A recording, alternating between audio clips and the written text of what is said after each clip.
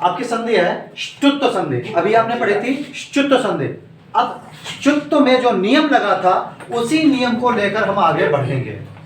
क्यों? क्योंकि हमने बताया था कि पहली संधि के आधार पर ही अगली संधि का निर्माण किया जाता है। आओ देखते हैं कि कैसे ये रहेगा। अब यहाँ पर होता क्या है, सूत्र में आपका ष्टुनाष्टु केवल आएगा। क्या आएगा? ष्टुनाष्टु। क्या रहेगा? इस बार सूत्र कितना रहेगा? ष्टुनाष्टु।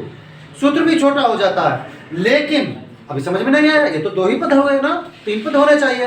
तो यहाँ पर हम क्या कर लेते हैं, एक चीज जो लोप होती है उसको हम फिर से रख लेते हैं, अलग से रखते हैं। सूत्र यद्यपि इतना ही है, लेकिन इसको समझने के लिए, इसको सरल करने के लिए हम क्या करते हैं, पूर्व ज्ञान का अनुभव करते हैं। तो हमने पूर्व ज्ञान क्या प्राप्त किया था? हमने कहा था यहाँ पर क्या था, पहले स्तोह था, है ना, स्तोह ष्टुनाष्टु कर लेते हैं। अब ये आसान हो गया, अगर हम इसको ष्टुनाष्टु कर लेते हैं तो ये आसान हो जाता है। क्या अब आपको पता, कुछ याद आ रहा है कि हमने क्या पढ़ाया था? आपको याद है क्या किया था? वही करना है। अपने आप से कर पाओगे? करो। यहाँ पर हमने कहा था कि पहला पद जो है ये आ जाएगा, ये हमारा सेकंड पद आ जाएगा, और ये हमारा तीसरा बराबर पद आ जाएगा, हाँ या ना? ये तुमने बताया था। चलिए थोड़ा थोड़ा सा बोलते रहिएगा ताकि हमारा उत्साहवर्धन होता रहे, मुझे लगे कि मैंने जो आपको सिखाया, अभी बताया था, वो याद है। ठीक, तो पहले पद के अंतर्गत हम क्या लिखेंगे? सा लिखेंगे और त वर्ग लिखेंगे। बहुत सुंदर। इसका मतलब ये कहा गया, शा है, ता, था, दा, धा और ना, ये लिख लिए हमने। अब क्या करते हैं, सेकंड पद में क्या आ जाएगा हमारा? शा अथवा क्या हो जाएगा? ट वर्ग हो जाएगा, है ना? तो हम यही चीज लिख लेते हैं फिर से, सा अथवा टा, टा, डा, धा, डा, ढा और णा, हाँ या ना? सही है। बराबर पद क्या हो जाएगा? बोले यही, सात व ट वर्ग में ही परिवर्तित होगा। तो हम फिर से एक बार लिख देते हैं, शा, टा, था, दा, धा और णा, णा, ये णा होता है। ठीक है। अब क्या करते हैं, यहां पर लेते हैं उदाहरण। ठीक, शून्य है, शून्य में परिवर्तित होगा, एक, एक में, दो, दो में, तीन, तीन में, चार, चार में, पांच, पांच में परिवर्तित होगा। परिवर्तन सेम उसी प्रक्रिया से, सूत्र बदल जाएगा, वर्ण बदल जाएंगे। प्रथम पद में वही वर्ण रहेंगे, दूसरा पद जैसे बदला उसी के आधार पर चीजें भी बदल जाएंगी। कैसे बदलती हैं यहां पर चीजें, आओ उदाहरण में देखते हैं। हमने कहा रामस, देखो पहले वाला शब्द भी वही आ गया, पहले है रामस, फिर हमने कहा षष्ठा, राम चौथा है, छठा है, रामस षष्ठा। यहां पर हमने क्या निकाला? शा। धन इधर क्या है? शा। शा किस जगह पर है? शून्य पर है। परिवर्तन किस में होगा? शून्य में ही होगा। तो शून्य का परिवर्तन जब शून्य में करेंगे तो ये वाला शा आ जाएगा। यहां बचा क्या? राम। शा का परिवर्तन किस में हुआ? शा में। आगे क्या है? षष्ठा, है ना? दोनों के बीच कोई स्वरवर्ण है? नहीं है, है या नहीं है? नहीं है। हलंत हट जाएगा, डंडा घट जाएगा, और रूप क्या बनेगा? रामस्य। क्या बनेगा?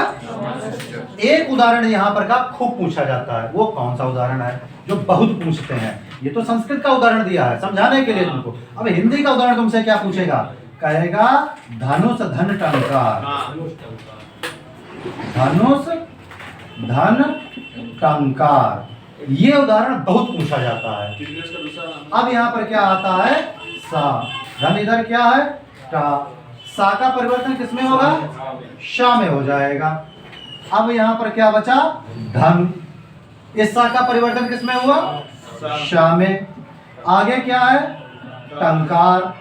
दोनों के मध्य स्वर नहीं है, हलंत हटेगा, डंडा घटेगा, क्या रूप बनेगा? धनुष टंकार बनेगा।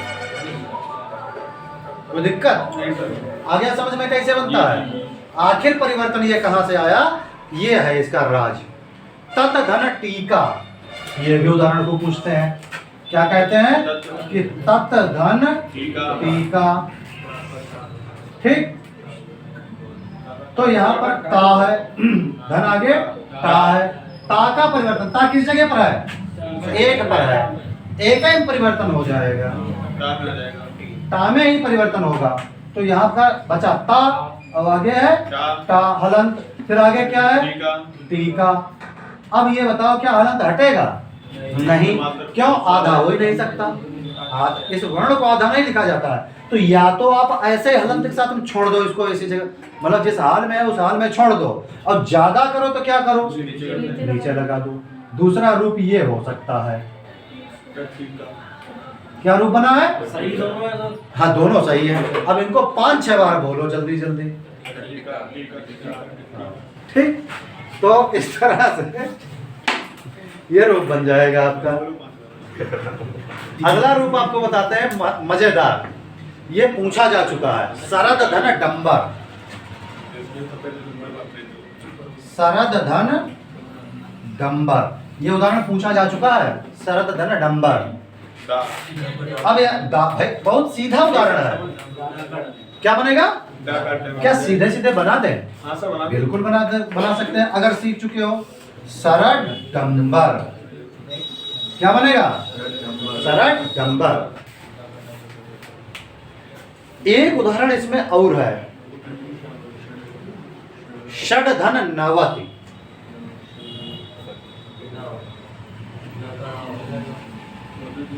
हाँ ऐसा है, इसमें थोड़ा सा क्या है, क्या है ये हम आपको बता रहे हैं, थोड़ा सा ये आपको कठिन पड़ेगा। कैसे कठिन पड़ेगा, इसका नियम मैं आपको बता रहा हूँ। ये अपवाद रूप में आएंगे, और यद्यपि ये अपवाद है नहीं, आप इनको अपवाद समझोगे।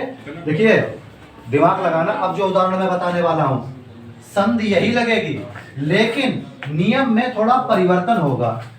नियम में क्या परिवर्तन होगा, ये बात आप जान लीजिएगा जरा। बहुत ज्यादा स्थायी दिमाग रखना तो ही समझ में आएगा, नहीं तो कतई समझ में नहीं आएगा। ये मैं पहले ही बता दे रहा हूँ, ठीक है। अगर तुमने जरा सा भी दिमाग को इधर उधर लगाया, कतई नहीं समझ में आएगा। 10 बार पूछोगे और फिर भी नहीं समझ में आएगा। एक बार में अगर समझ में आ गया तो आ जाएगा। ध्यान से समझना क्या मैं बोल रहा हूं। यहां पर वर्ण हम लिख रहे हैं कृष धन न। देखो कृष धन न, संधि यही है, लेकिन वर्ण नहीं मैच कर रहे हैं, है ना। आओ जरा हम देखते हैं, इसका रहस्य जानते हैं। देखो कृष जो शब्द है, कृष जो शब्द है ये कर्षण से बना है, खींचने के युग में। कृष धातु होती है, कृष माने होता है खींचना। तो यहाँ पर ये वाला शा है, कहो हाँ। इसके बाद में है ना, कहो हाँ। और ना कहाँ है, ना आ गया हमारा प्रथम पद के अंत में, ठीक, अंत में आ गया। और ना का परिवर्तन कर दिया जाएगा। अब देखो आ रहा है ये बाद में, लेकिन फिर भी शा के योग में, अगर शा के बाद, देखिए अगर शा के बाद, हा के बाद, रा के बाद, या के बाद अगर ना आए तो ना का परिवर्तन रा में कर दिया जाता है। संशय मत करना इसमें, कहीं पर भी हो, गलत नहीं होगा। जैसे अगर लिखा है हिरण, देखो हिरण, हिरण लिखा है तो हिरण ना लिखो, तुम इसको हिरण कर दो, गलत नहीं होगा, क्योंकि रा के बाद ना था, तुमने बना दिया। हरण, हरण को हरण कर दो, मरण, मरण को मरण कर दो। वो तो शाह पहले है, उसमें ना कहा है। शरण, शरण को शरण कर दो, ठीक। तो ऐसे ही इस शा के बाद भी अगर ना आए तो ना को तुम णा कर दो, दोष नहीं लगता। इन वर्णों के बाद में ना कर दो तो दोष नहीं लगता है, ये बात याद रखना, ठीक। अब यहां पर क्या करते हैं, इस ना का परिवर्तन किसमें करते हैं, णा में करते हैं। ना का परिवर्तन णा में करते हैं। ये 5वां है, 5वें का परिवर्तन 5वें में करते हैं। बस थोड़ा सा नियम हटाकर हमने णा कर दिया। अब यहाँ पर कृष में कोई परिवर्तन ना करके परिवर्तन किसमें किया, णा में किया। अब दोनों के मध्य क्या कोई स्वर वर्ण है, नहीं है। हलंत हटाओ, डंडा घटाओ तो क्या बन जाएगा रूप, कृष्ण बन जाएगा। संधि यही लगेगी, आपका संधि का नाम क्या रहेगा, ष्टुत्व संधि। कृष्ण में संधि ष्टुत्व ही रहेगी, ठीक है। इसी तरह से इश धन त जैसे बनाया है कृष्ण, ऐसे ही इष्ट बनेगा। इश धन त। अब ता का परिवर्तन किसमें करोगे, टा में करोगे। ता का परिवर्तन किसमें करोगे, टा में करोगे, तो बन जाएगा आपका इष्ट बन जाएगा। संधि यही रहेगी। पूछ दे अगर तो आप इस तरह से इसको लगाओगे।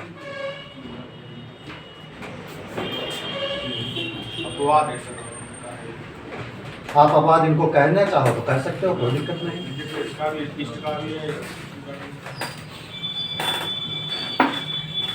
ठीक,